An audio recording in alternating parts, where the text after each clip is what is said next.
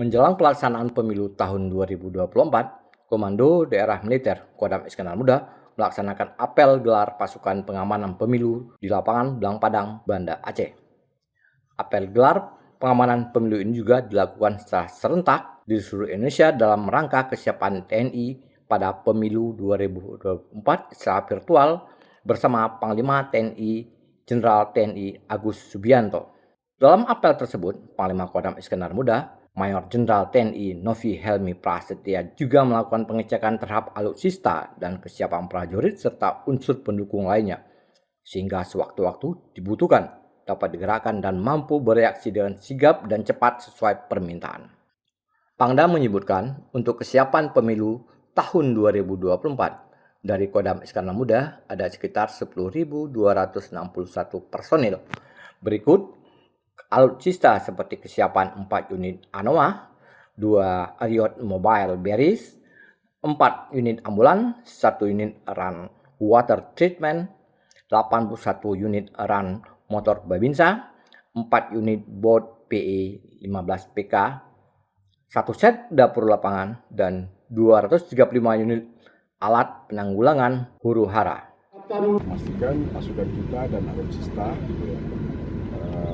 pengamanan pemilu di Provinsi Aceh, dan kita pastikan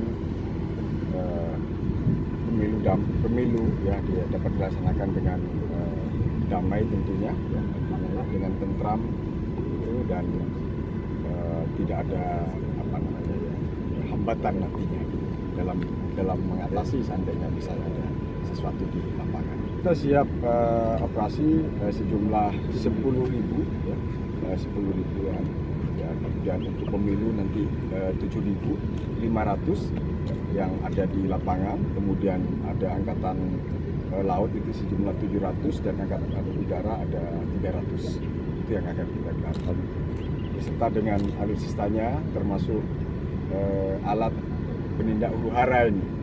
Pesan saya, laksanakan tugas ya, kehormatan ini dari negara dengan sebaik-baiknya, dengan semangat tentunya, ya, dan tetap ya tadi sudah disampaikan kita tetap memegang teguh kepada netralitas TNI lapangan.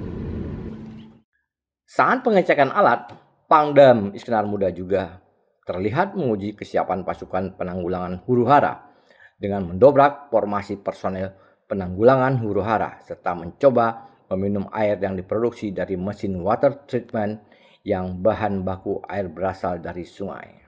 Dari Banda Aceh, Lala Nurmala melaporkan untuk Puja TV Aceh.